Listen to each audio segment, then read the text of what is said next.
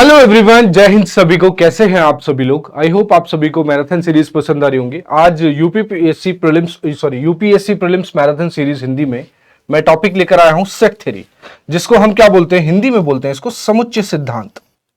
समुच्चय सिद्धांत।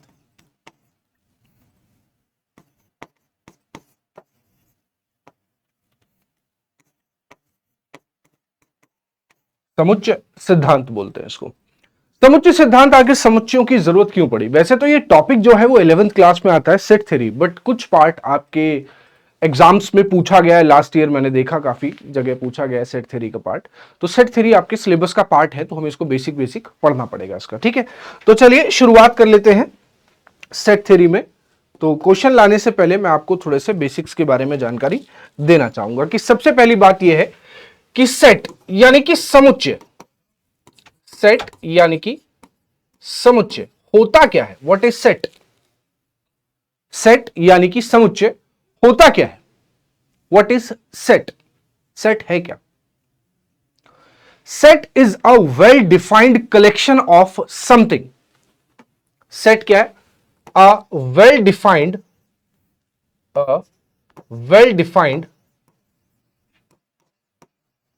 collection of well defined collection is called set। क्या बोला जाता है? सेट बोला जाता है। अ वेल डिफाइंड कलेक्शन, यहां पर जो ये वेल डिफाइंड शब्द है ये क्या है? ये क्या है? अ वेल डिफाइंड जो शब्द है यहां पर जो यूज किया गया है ऑब्जेक्ट्स। वेल डिफाइंड का मतलब यह होता है कि दुनिया में अगर हम किसी चीज का समुच्चय बना रहे हैं, अगर हम किसी चीज का समुच्चय बना रहे हैं, सेट बना रहे हैं, तो दुनिया में किसी से भी उस सेट के बारे में पढ़ने को बोलिएगा तो सबका एक मत हो। एक मत मतलब सब लोग एक ही चीज बोले। सेट को बेसिकली कर्ली ब्रैकेट्स के बीच में रखा जाता है। AEIOU, AEIOU, इनके अंदर, सेट के अंदर जो टर्म्स होते हैं जिनको हम कॉमा रखते हैं, मतलब कॉमा लगा के रखते हैं, उनको एलिमेंट बोला जाता है, एलिमेंट्स बोला जाता है, ठीक है। एलिमेंट्स को हिंदी में अवयव बोला जाता है। क्या बोला जाता है? अवयव। हिंदी में अवयव बोला जाता है। अब मैं दुनिया के किसी भी व्यक्ति के पास जो पढ़ा लिखा है, जो पढ़ना जानता है, थोड़ा बहुत ज्ञान जिसके पास है, उसके पास लेकर जाऊंगा तो हर कोई इसको क्या बोलेगा? This is the set of vowels. ये वॉवेल्स का, स्वरों का, ये क्या है? स्वरों का समुच्चय है। ये क्या है? Set of vowels. Set of vowels. ये किसका? स्वरों का समुच्चय है। किसका समुच्चय है? ये स्वरों का समुच्चय है। स्वरों का समुच्चय क्या है? स्वरों का समुच्चय है। हर कोई इसके बारे में एक ही बात बोल रहा है। जब किसी सेट के बारे में एक ही विचार हो जाए सभी के, तो उसको बोलते हैं well defined collection. Collection of elements यानी कि अवयवों का कलेक्शन को क्या बोला जाता है? सेट बोला जाता है। मैंने कहा एक सेट और बनाया, 1 2 3 4 dot dot dot dot dot dot dot dot dot dot dot dot और एन तक लेकर गया मैं। इसको क्या बोलोगे आप? इसको क्या बोलोगे आप? इसको बोलोगे ये किसका समुच्चय है? ये एन प्राकृतिक संख्याओं का, एन तक है इसलिए एन प्राकृतिक संख्याओं का समुच्चय है। This is the set of n natural numbers. आप बोलोगे ये बात तो दुनिया का हर व्यक्ति यही बात बोलेगा। जब किसी समुच्चय को लेकर सभी की एक ही धारणा हो जाए तो हम उसको बोलते हैं well defined collection of objects is called set. उसको क्या बोलते हैं? सेट बोलते हैं, यानी कि समुच्चय बोलते हैं। जब सबने समुच्चय के बारे में समझ लिया कि समुच्चय होते क्या है, तो बात आई आगे कि समुच्चयों का निरूपण कैसे होगा।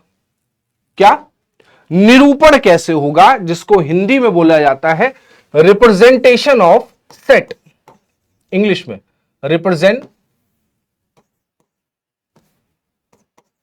रिप्रेजेंटेशन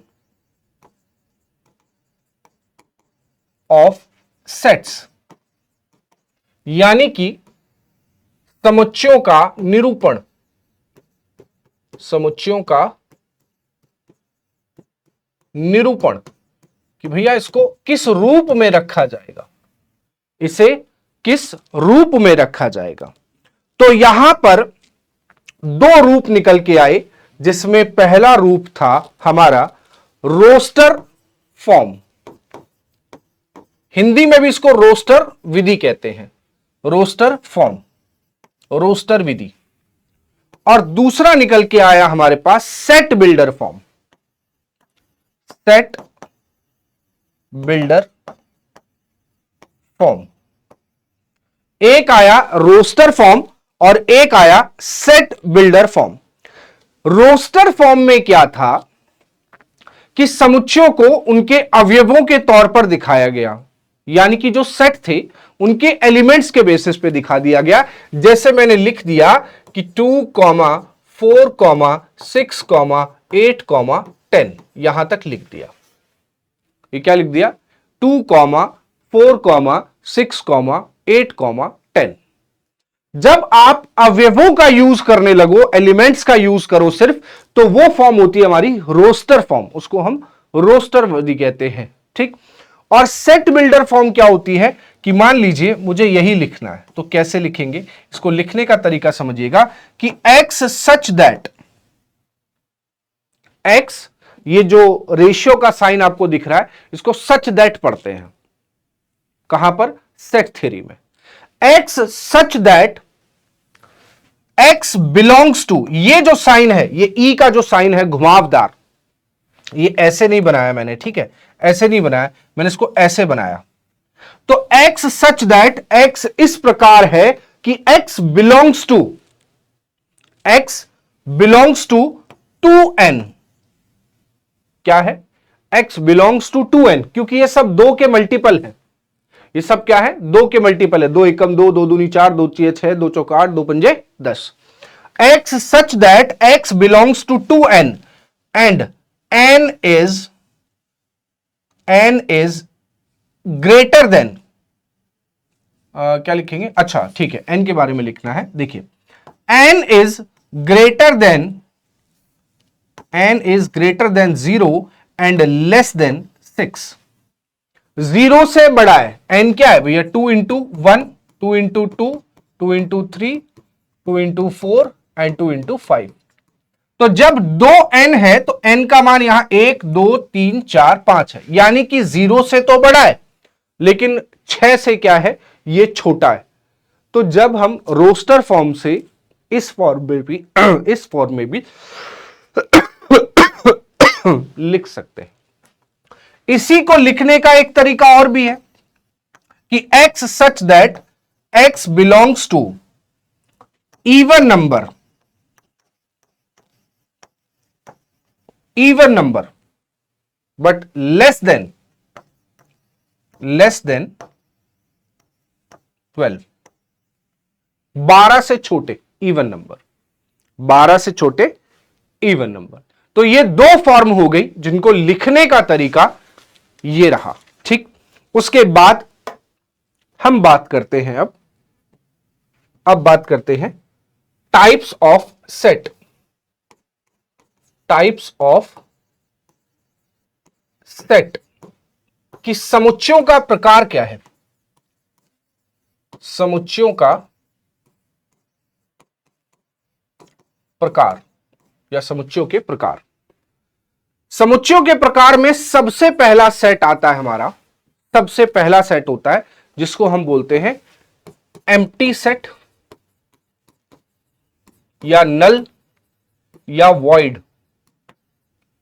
ठीक है, एम्प्टी, नल या वॉइड सेट, जिसको हिंदी में बोलते हैं रिक्त समुच्चय, रिक्त समुच्चय, खाली समुच्चय। क्या बोलते हैं? रिक्त समुच्चय यानी कि खाली समुच्चय। ऐसा समुच्चय जिसमें कोई अवयव ना हो, ऐसा समुच्चय जिसमें कोई अवयव ना हो यानी कि कोई भी एलिमेंट ना हो। जब किसी समुच्चय में एलिमेंट नहीं होता है, when there is no element in any set, किसी सेट में, समुच्चय में एलिमेंट नहीं होता है, तब हम उसको क्या बोलते हैं? रिक्त समुच्चय बोलते हैं। क्या बोलते हैं? रिक्त समुच्चय। यहां लिखना चाहो लिख सकते हो, a set which does not contain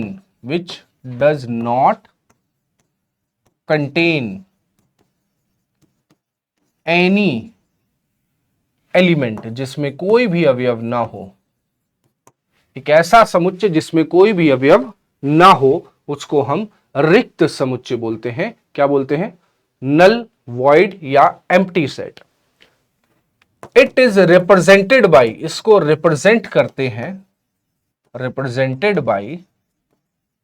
इसको रिप्रेजेंट करते हैं सिर्फ खाली ब्रैकेट से या फाई से। इसको फाई पढ़ते हैं,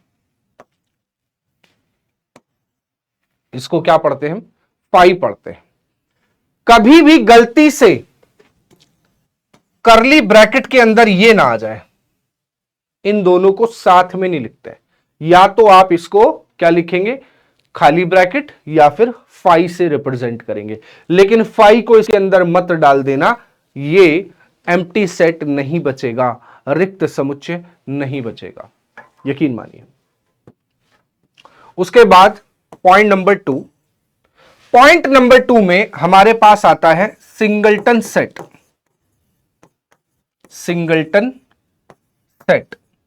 सिंगलटन सेट को हिंदी में बोलते हैं एकल समुच्चय, एकल समुच्चय। क्या बोलते हैं? एकल समुच्चय बोलते हैं, सिंगलटन सेट। ये कैसा सेट होता है?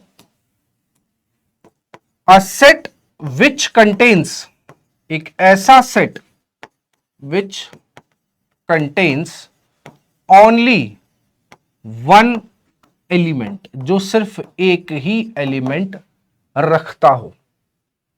A set which contains only one element, जो सिर्फ एक ही एलिमेंट रखता हो, उसको बोलते हैं हम एकल समुच्चय।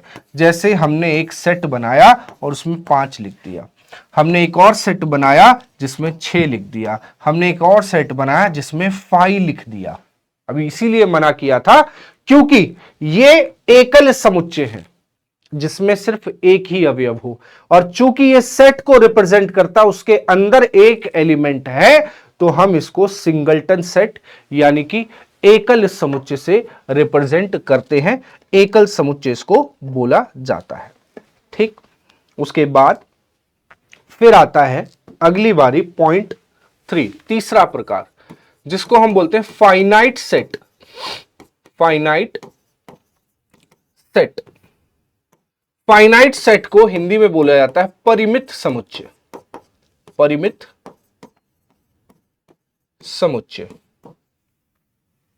और इसी के साथ एक आता है इनफाइनाइट समुच्चय या इनफाइनाइट सेट बोलते हैं, यानी कि अपरिमित समुच्चय। अपरिमित समुच्चय का मतलब क्या होता है?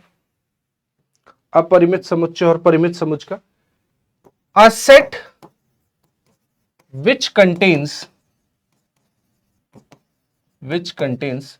limited elements,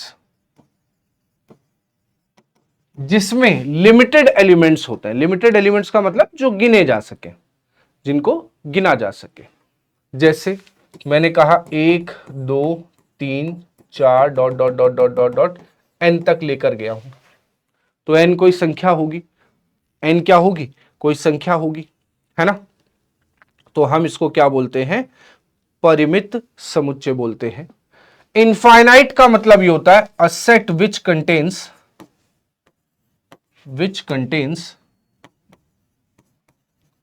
unlimited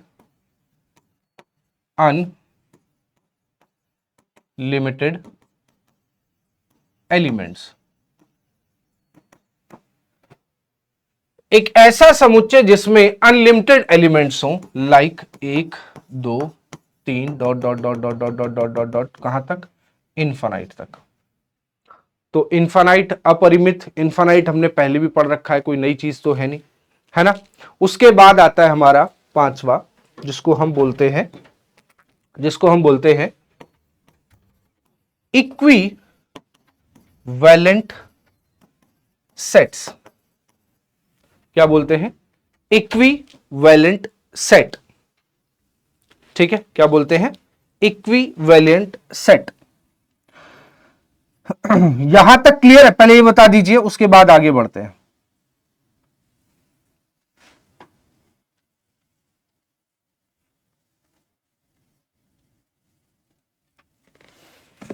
equivalent set. Equivalent set को हिंदी में बोला जाता है समकक्ष समुच्चय। समकक्ष समुच्चय। और इसी में एक और सेट होता है जिसको हम बोलते हैं इक्वल सेट्स। इक्वल सेट को बोलते हैं समान समुच्चय। समान समुच्चय क्या बोलते हैं? समान समुच्चय बोलते हैं इसको। ठीक है, क्लियर। अब ये इक्विवेलेंट सेट क्या होता है, देखिए। इफ द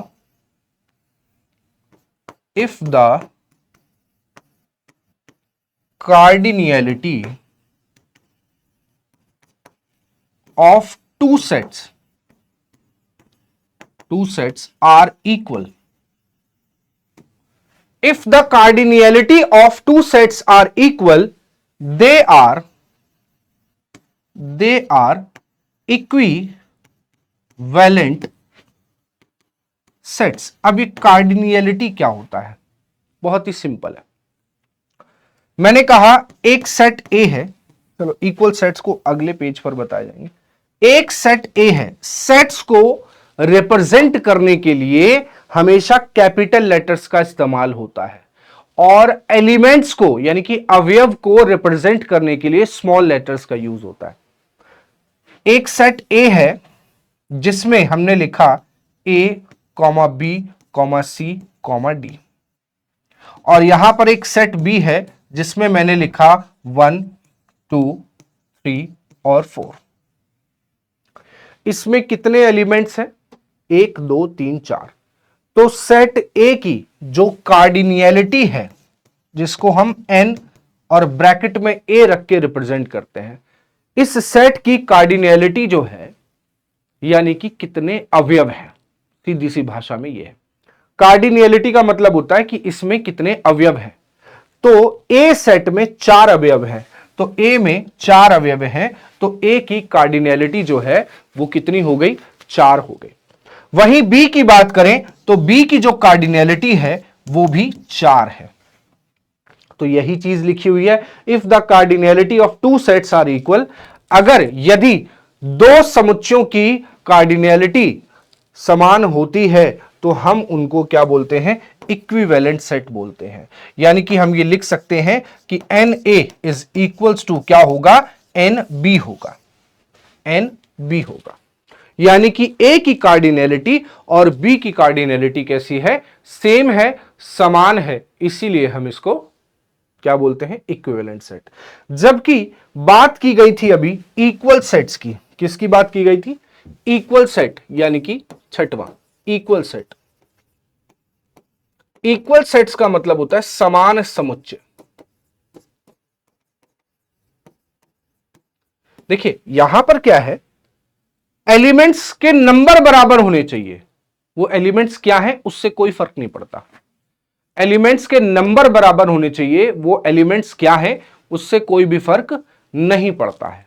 जैसे ए में 4 एलिमेंट्स हैं, वो हैं A B C D. B में 4 एलिमेंट्स हैं 1 2 3 4। लेकिन इनकी कार्डिनैलिटी सेम है, इसीलिए हम इनको इक्विवेलेंट सेट बोलते हैं। इक्वल सेट्स यानी कि समुच्चय, समान समुच्चय, इसका मतलब यह है if the elements of two sets are equal. अब यहां पे सीधा एलिमेंट्स को ही इक्वल करने की बात कर रहा, आर इक्वल, देन तब दे आर इक्वल सेट्स, उनको क्या बोलेंगे हम? इक्वल सेट्स बोलेंगे। यदि दो समुच्चयों के क्या बराबर हों? यदि दो समुच्चयों के अवयव बराबर हों, मैंने एक सेट लिखा ए जिसमें लिखा 1 3 2 5 और एक सेट लिखा मैंने 5 3 2 1। आप ध्यान से देखिएगा, आप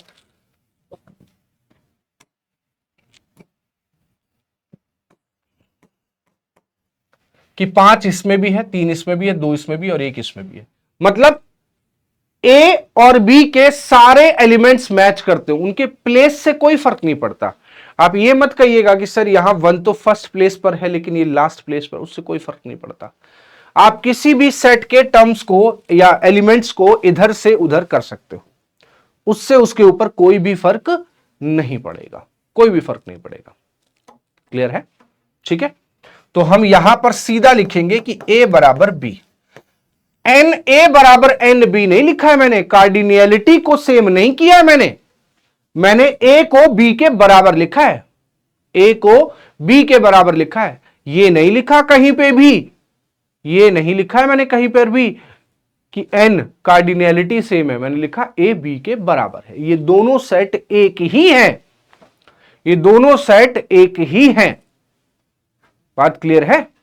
जैसा कि मैंने कहा कि आप एलिमेंट्स को कैसे भी लिख सकते हैं भाई, आप इसको ऐसे भी लिख सकते हो 1 3 2 5, एलिमेंट्स को आगे पीछे कर सकते हो। तो ये देखिए, ये और ये दोनों सेम दिख रहे हैं, इसीलिए ए और बी दोनों कैसे समुच्चय हो गए? इक्वल सेट्स, यानी कि इक्वल क्या कहते हैं, क्या बोल रहा हूं मैं, समान समुच्चय, इक्वल सेट्स। ठीक है, आगे बढ़ते हैं। Point number 7, subset.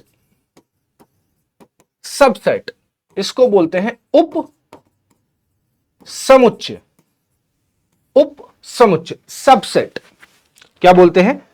उप समुच्चय बोलते हैं। उप समुच्चय को कैसे रिप्रेजेंट किया जाए, कैसे समझाया जाए, मैं आपको समझाता हूं। जैसे मैंने एक सेट लिखा ए, 1 2 3 4 5 6 7 8 9 और 10, जिसमें 10 एलिमेंट लिए, और एक समुच्चय लिखा बी जिसमें 2 4 6 8 और 10 लिखा। आप ध्यान से देखिए, ये दोनों अरिक्त समुच्चय हैं। अरिक्त भी शब्द यूज किया जाता है, इंग्लिश में नॉन वॉइड बोलते हैं। अरिक्त, नॉन वॉइड मतलब खाली नहीं है, उसमें कुछ ना कुछ है। रिक्त का मतलब हो गया खाली, अरिक्त का मतलब हो गया जो खाली नहीं है, उसमें कुछ ना कुछ है, कुछ भी हो सकता है, एक्स वाई जेड। तो ये दो अरिक्त समुच्चय हैं। अब जो बी है वो ए का सबसेट है। क्यों? क्योंकि बी के जितने भी एलिमेंट्स हैं, मेरी बात को गौर दीजिएगा, बी के जितने भी एलिमेंट्स हैं वो सारे ए में निहित हैं, एग्जिबिट करते हैं। क्या करते हैं? एग्जिबिट करते हैं। अगर बी के सारे एलिमेंट्स इसमें मिल जा रहे हैं, जैसे कि 2 मिला, 4 मिला, 6 मिला, 8 मिला, 10 मिला, तो बी जो है वो सबसेट होगा। ये सबसेट का साइन है। B is the subset of A, B is the subset of A. यदि बी के सारे अवयव ए में मिल रहे हैं तो बी के सारे अवयव ए में मिल रहे हैं, तो बी जो है वो सबसेट होगा ए का। A is not the subset of B, A B का सबसेट नहीं है। ये नॉट सबसेट को रिप्रेजेंट करता है, नॉट सबसेट। ये उपसमुच्चय इसका नहीं होगा, जबकि ये इसका उपसमुच्चय जरूर होगा।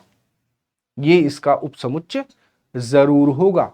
ये उपसमुच्चय का क्या है, सिंबल है, ऐसे रिप्रेजेंट करते हैं। ठीक है, छोटी छोटी चीजें हैं, बट ये कई बार बहुत तकलीफ देती हैं। ठीक है, यहां पर एक सवाल बहुत आता है, कई बार पूछा जाता है और आप लोगों के एग्जाम में भी आया, total number of subset. Total number of subsets यानी कि उपसमुच्चयों की संख्या, कितने उपसमुच्चय बन सकते हैं, तो वो होता है 2 की पावर n। 2 की पावर n। अगर मैं पूछता हूं कि मुझे ये बताओ कि बी सेट के कितने उपसमुच्चय होंगे, बी के कितने उपसमुच्चय बन सकते हैं, टोटल नंबर ऑफ सबसेट्स जो होते हैं वो 2 की पावर n होते हैं। क्या होते हैं, 2 की पावर n। यदि एग्जाम्पल लेके बात करूं, जैसे मैंने कहा 1, 2 और 3, तो इसके सबसेट्स क्या होंगे, इसके सबसेट क्या होंगे। सबसे पहले इनको सिंगल सिंगल ले लो, तो इसके समुच्चय बनेंगे 2 की पावर n और 1 2 3, यहां 8 है, सॉरी 3 है, तो 2 की पावर 3 का मतलब 8 सबसेट बनेंगे। ये पहला, फिर एक सिंगल सिंगल लेना है सबसे पहले सबको, फिर 1 के साथ 2, फिर 1 के साथ 3, फिर 2 के साथ 3, फिर 2 के साथ 1 ऑलरेडी हम ले चुके हैं, है ना, 1 2 3 4 5 6 ले चुके हैं। 2 के साथ 1 नहीं लेंगे क्योंकि 2 के साथ 1 ऑलरेडी आ चुका है, 2 के साथ 3 नहीं आया था, तो 2 के साथ 3 ले लिया, 2 के साथ 1 हो चुका है। अब 3 के साथ 1, 3 के साथ 1 ऑलरेडी है, 3 के साथ 2 ये ऑलरेडी है। उसके बाद एक ये खुद होता है पूरा, कोई भी सेट खुद का सबसेट जरूर होता है, कोई भी सेट खुद का सबसेट जरूर होता है। अभी भी कितने हुए, 1 2 3 4 5 6 7, 7 हुए, लेकिन होते कितने हैं, 8। एक और बाकी है जिसको हम बोलते हैं फाई। फाई लिख लीजिएगा इस बात को यहां पर नोट करके, दिस इज वेरी इंपॉर्टेंट कि ये आपके बेसिक में डायरेक्टली पूछा जा सकता है। क्या, phi is the set of, sorry subset of every set, प्रत्येक समुच्चय का उपसमुच्चय रिक्त समुच्चय होता है।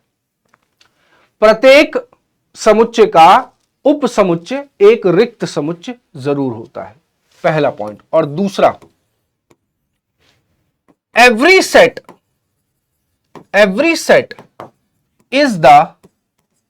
Is subset of itself.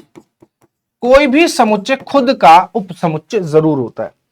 अब ये समुच्चय था और ये यहां पर भी लिया गया, यानी कि ये उपसमुच्चय बन गया, तो कोई भी समुच्चय अपने समुच्चय का उपसमुच्चय जरूर होता है। ठीक है, ये इंपॉर्टेंट है। Every set is a subset of itself, empty set is the subset of itself. ठीक है, क्लियर है, यहां तक बात समझ में आ गई। चलिए नोट कर लीजिए, आगे बढ़ते हैं, पॉइंट नंबर 8 पर आते हैं, जिसको हम बोलते हैं पावर सेट। पावर सेट मतलब घात समुच्चय। घात समुच्चय, घात समुच्चय कुछ भी नहीं है, घात समुच्चय कुछ भी नहीं है, बड़ा आसान है, बहुत ही सिंपल है। घात समुच्चय क्या है, घात समुच्चय है क्या,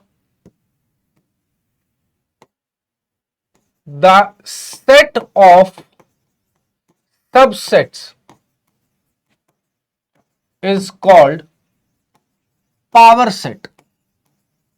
द सेट ऑफ सबसेट, लिख देता हूं इस बात को, उप समुच्चयों के समुच्चय को, उप समुच्चयों के समुच्चय को घात समुच्चय कहते हैं, घात समुच्चय कहते हैं।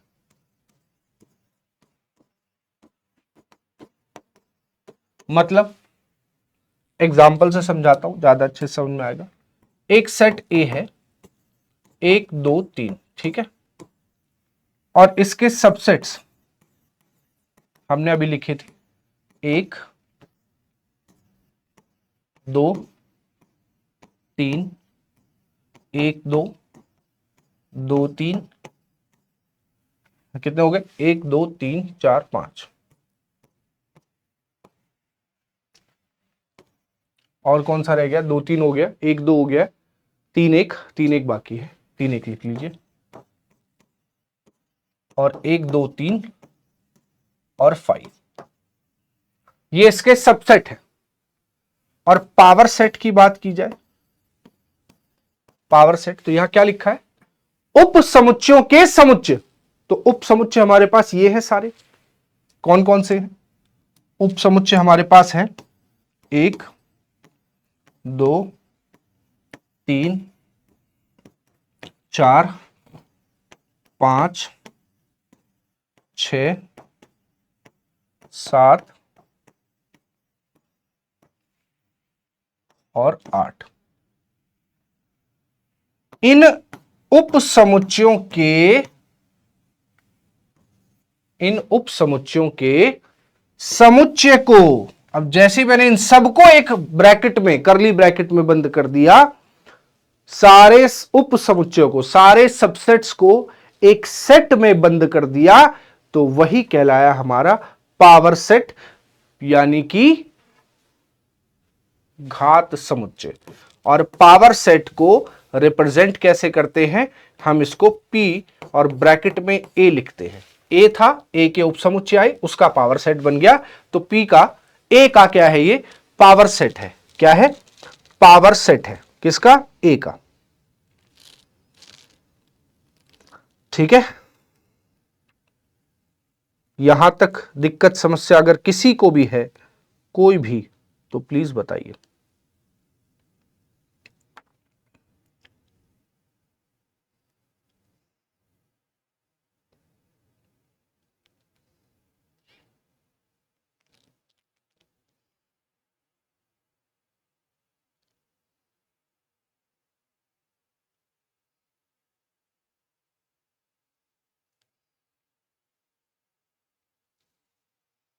कोई problem?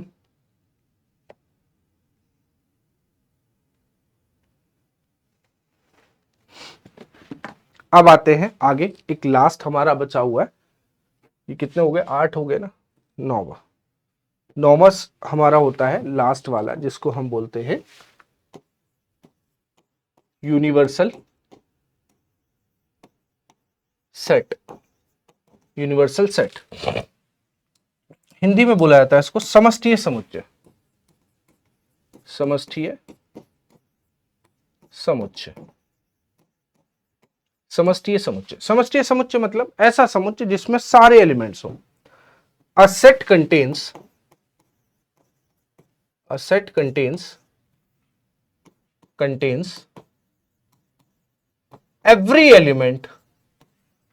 every element is called universal set.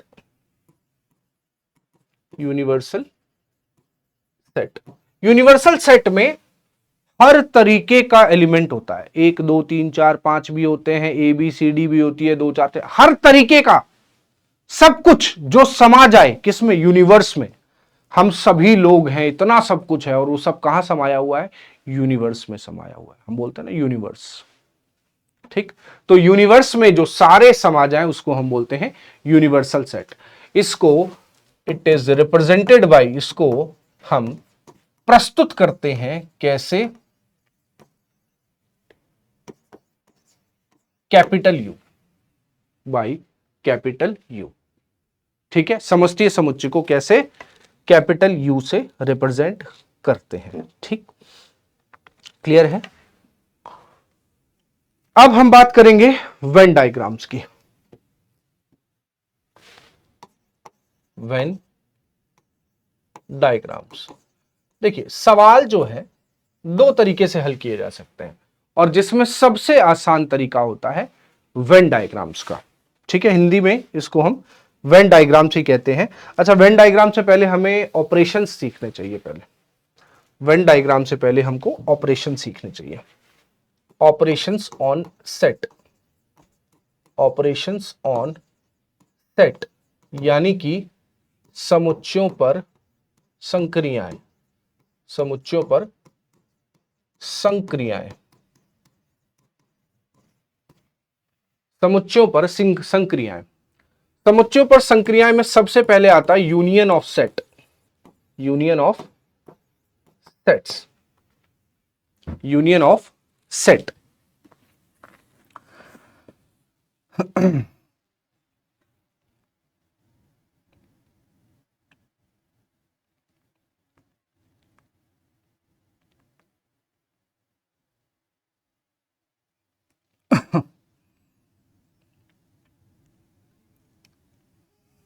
Union of set Hindi में क्या बोलते हैं हम?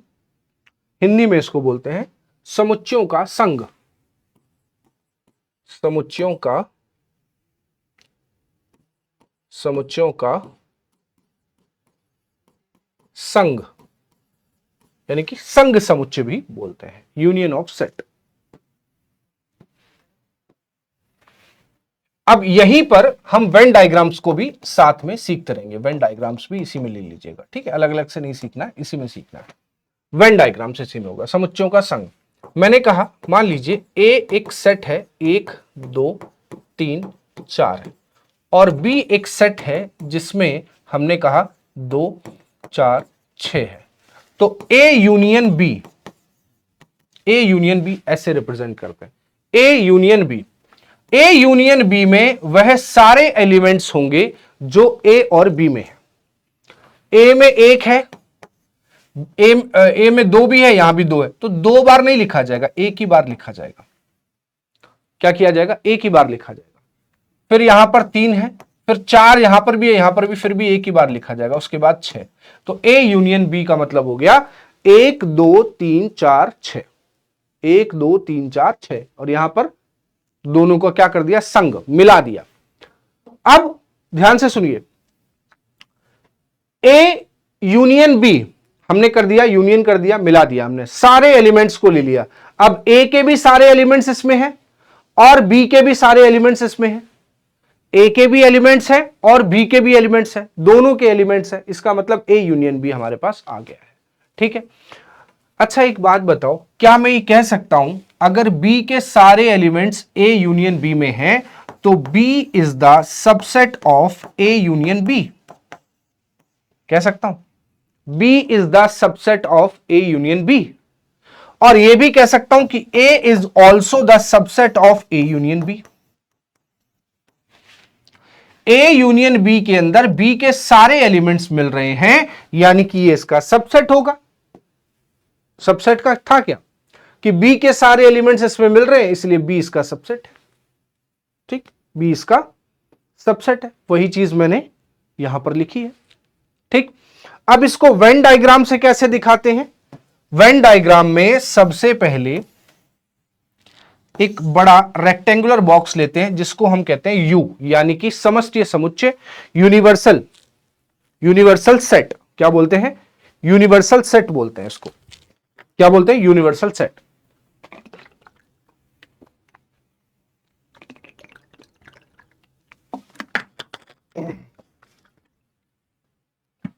यूनिवर्सल सेट में हम दो समुच्चय बनाएंगे,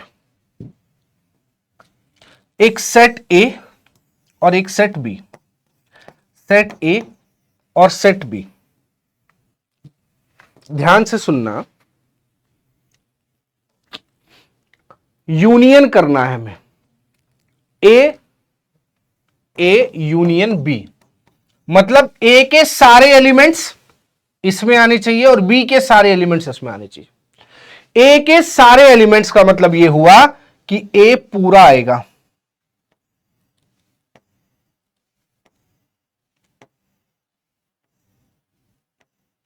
ए हमने देखो अभी सिर्फ ए को कलर किया। फिर बी के भी सारे एलिमेंट्स इसमें आने चाहिए। किसके? बी के भी सारे एलिमेंट्स इसमें आने चाहिए। चलो, बी के भी सारे एलिमेंट्स इसमें आने चाहिए, तो बी के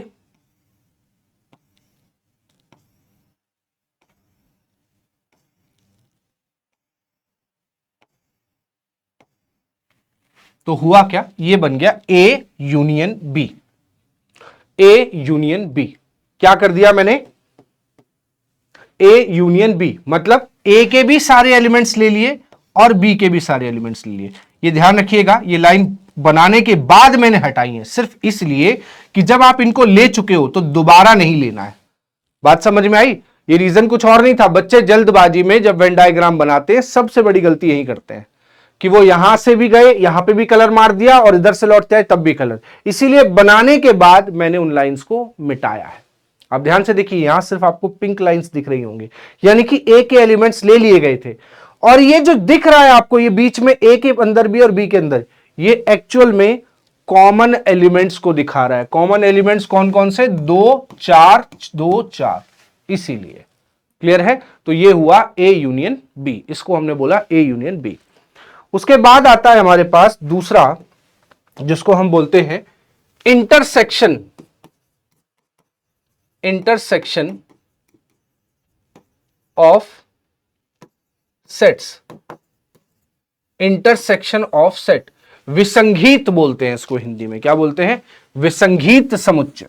समुच्चयों का विसंगीत।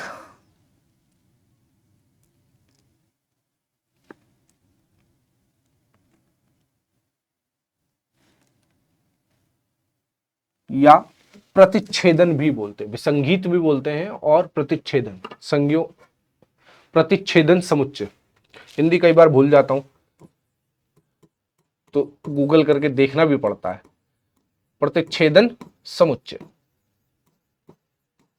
प्रतिच्छेदन समुच्चय क्या होता है? वेन डायग्राम वगैरह सब बना के दिखाऊंगा। ए 1 2 3 4 5 6 7, ठीक है, और बी एक सेट है हमारे पास 2 3 6, ठीक है, 2 3 6 7 9 12 15, ठीक है। अब आपको ए इंटरसेक्शन का साइन ये होता है, A intersection B. A intersection B निकालना है तो ए इंटरसेक्शन बी का मतलब हुआ कॉमन एलिमेंट्स। कॉमन एलिमेंट्स, बस कॉमन एलिमेंट्स। कॉमन एलिमेंट्स का मतलब ये हो जाएगा, कॉमन कौन कौन से? 2 3 और 6 7, और कोई है ना? 2 3 6 और 7 जो कॉमन है उनको बोलेंगे हम ए इंटरसेक्शन बी, यानी कि कॉमन एलिमेंट्स जो होंगे उन्हीं को बोलते हैं। इसका वेन डायग्राम क्या होगा? इसका वेन डायग्राम होगा, U हमारा एक यूनिवर्सल सेट हो गया, इसमें हमने 2 सेट बनाए, एक सेट A और एक सेट B। अब देखो कॉमन का मतलब क्या हुआ प्यारे बच्चों? ये सेट A है और ये सेट B है, जो दोनों में हो तो ये वाला पार्ट जो है ये A में भी है और ये वाला पार्ट B में भी है, तो ये जो पार्ट है इसको बोला जाता है A इंटरसेक्शन B। इसको बोला जाता है ए इंटरसेक्शन बी। क्लियर हुआ? ए इंटरसेक्शन बी, ठीक है।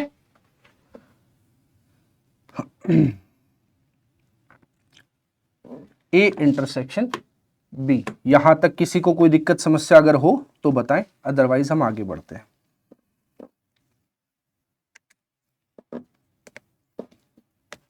फिर आता है हमारा अगला होता है डिफरेंस ऑफ सेट्स। डिफरेंस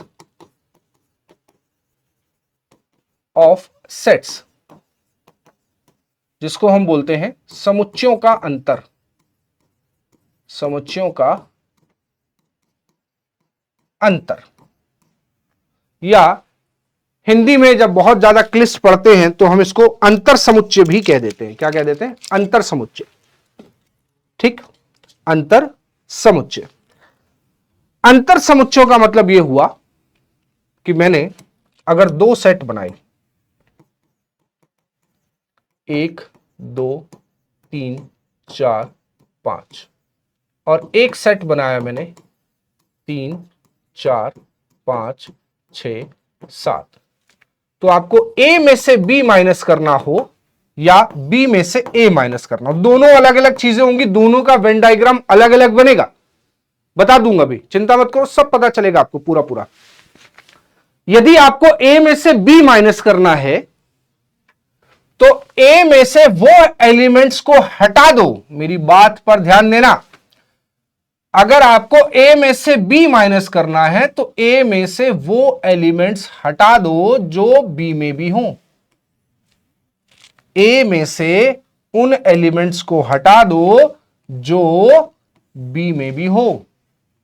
तो 1 2 3 4 5, यहां पर 3 4 5 ये कॉमन है, तो इसमें से A में से B घट रहा है, तो इसमें से ये 3 हटा दो, तो यहां पर बचेंगे सिर्फ 1,2 और ये होगा A माइनस B।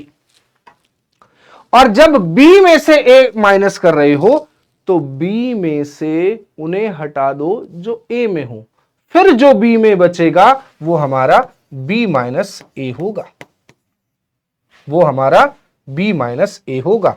इसका Venn diagram A minus B का और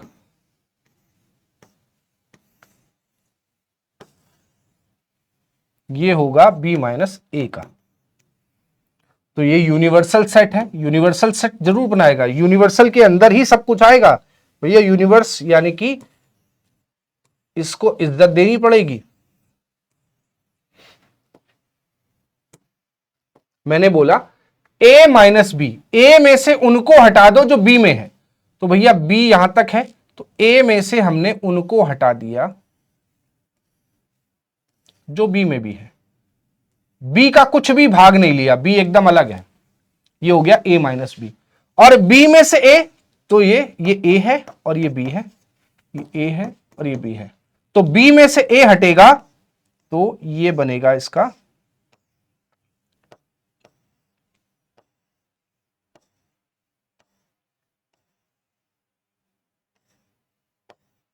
ठीक है, क्लियर है, ये हो गया B माइनस A। सही है, ठीक है, ये हो गया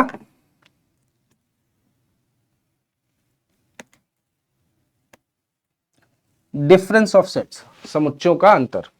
चौथा आता है हमारे पास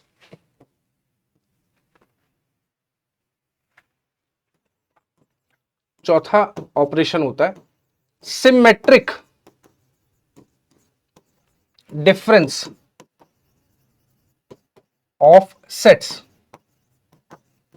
सिमेट्रिक डिफरेंस ऑफ सेट्स, जिसको हम बोलते हैं सममित अंतर, सममित अंतर,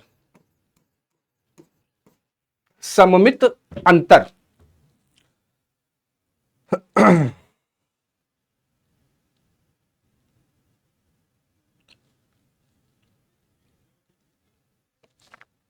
सममित अंतर क्या होता है? ए डेल्टा बी बोलते हैं इसको, ट्राइंगल नहीं है, डेल्टा पढ़ते हैं इसको, ए डेल्टा बी। ए डेल्टा बी का मतलब हुआ कि ए में से बी माइनस करो और बी में से ए माइनस करो और उसका ले लो क्या कहते हैं, यूनियन, उसका ले लो यूनियन। जैसे मैंने एक सेट ए लिया, 1 2 3 4 5, एक सेट बी लिया 4 5 6 7 8 9, तो सबसे पहले मैं निकालूंगा a माइनस बी और निकालूंगा b माइनस ए, फिर करूंगा यूनियन। तो ए में से बी, तो बी के हटा दो, 4 5 यहां भी है, यहां भी है, तो ए में से बी में जो कॉमन हो उनको हटा दो, तो बचेगा यहां पर 1 2 3। और जब b माइनस ए करूंगा तो जो कॉमन है वो हटा दो, फिर b के जो बचे हुए हैं, यहां बचे हुए हैं 6 7 8 9। अब इनका ले लिया यूनियन, तो a minus B union b minus A, a minus B union b minus A. Union का मतलब सारे एलिमेंट्स एक बार, 1 2 3, कोई कॉमन नहीं है इसमें, नहीं होगा। और फिर 6 7 8 9, ये हो गया हमारा क्या, कॉमन वाले छोड़ दिए, कॉमन वाले छोड़ दिए, a minus B union b minus A, जो कॉमन है वो छोड़ दिया। अब इसका वेन डायग्राम कैसे बनेगा,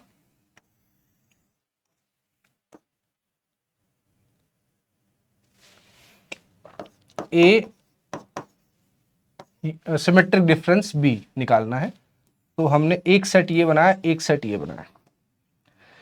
यहां पर हमें क्या समझ में आ रहा है, हमें यहां पर सिर्फ इतना समझ में आया कि जो दोनों में कॉमन थे उनको हटा दिया गया है, बाकी सबको जोड़ दिया गया है। 4 5 कॉमन था, हट गए, बाकी सब आ गए, मतलब कॉमन वाला पार्ट हटा देना है। तो इन दोनों में सेट ए और बी में कॉमन वाला पार्ट यही तो होता है, इसको छोड़ दो, बाकी सब ले लो, बाकी सब ले लो।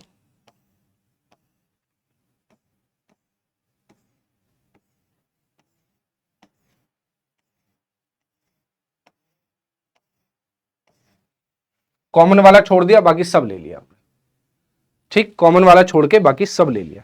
ये हो गया हमारा क्या, ये हो गया हमारा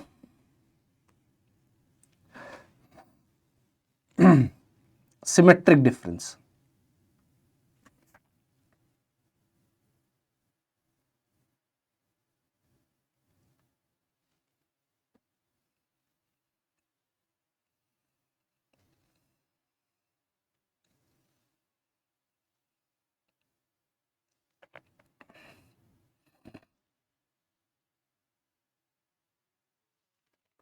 क्लियर? आगे पांचवा,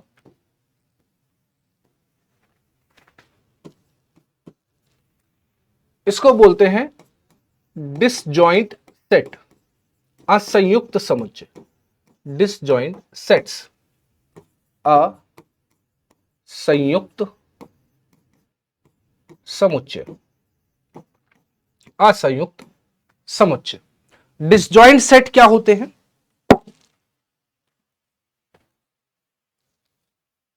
डिसजॉइंट सेट का मतलब यह होता है,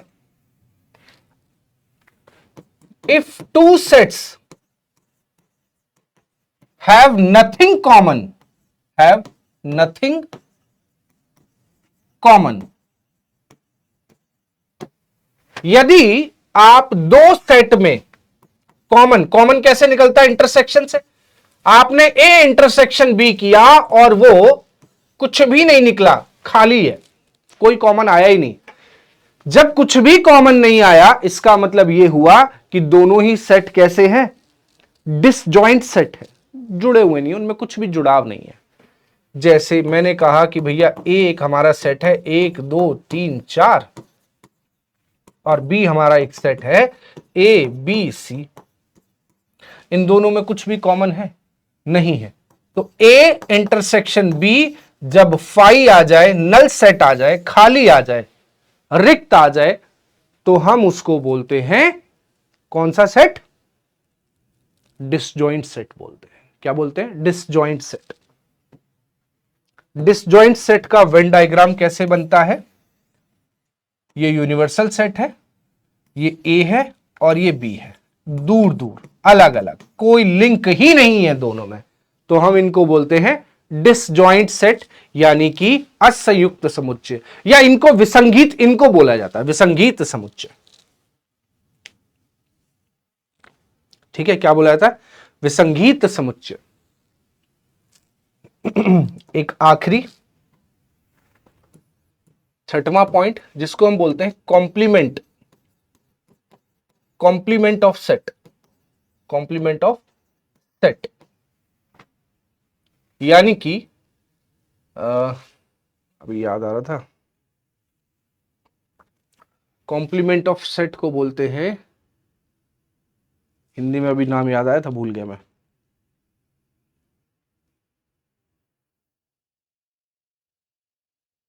पूरक समुच्चय, पूरक समुच्चय हिंदी पूरक समुच्चय। पूरक समुच्चय क्या होता है कि जैसे आपके पास एक सेट है 1 2 3 4 और एक यूनिवर्सल सेट है 1 2 3 4 5 6 7 8 9 10। तो जब हम इसको कॉम्प्लीमेंट ऑफ सेट को a की पावर c या a के ऊपर एक छोटा सा डैश बनाकर भी रिप्रेजेंट करते हैं, तो कॉम्प्लीमेंट ऑफ सेट निकालने के लिए आपको यूनिवर्सल में से a, यूनिवर्सल सेट में से वह समुच्चय माइनस करना पड़ेगा, तब आपका निकल के आएगा। तो यूनिवर्सल सेट में से इसको हटा दो, तो यूनिवर्सल में से जब इसको हटाओगे तो ये और ये हट जाएंगे, बाकी सब बचेंगे। कौन कौन सा बचेगा? 5 6 7 8 9 और 10। हमने क्या किया, यूनिवर्सल सेट में से उस सेट को माइनस कर दिया। इसका वेन डायग्राम बहुत आसान, ये यूनिवर्सल सेट है, ये हमारा ए समुच्चय है। अब मैंने क्या किया है, यूनिवर्सल में से, यूनिवर्सल सेट में से इसको हटा दिया है। जब मैं इसको हटा दूंगा तो मेरे पास ये भाग बचेगा।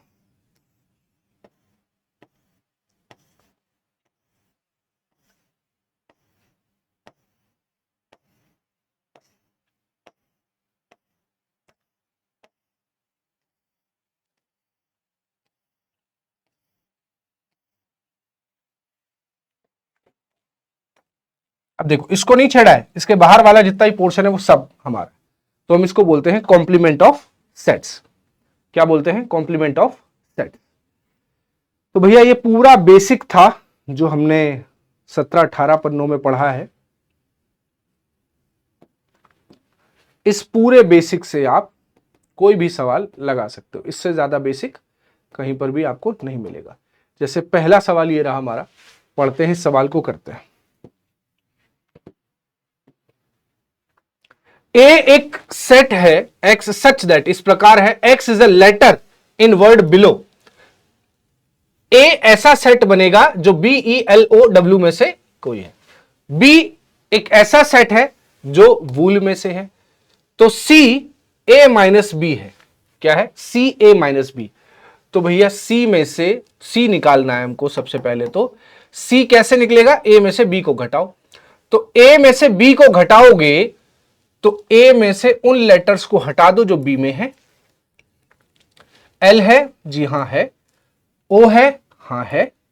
डब्ल्यू है? हां है। तो जब हमने LOW हटा दिए तो हमारे पास क्या बचा? BE बचा। तो A माइनस बी का मतलब हो गया B, E।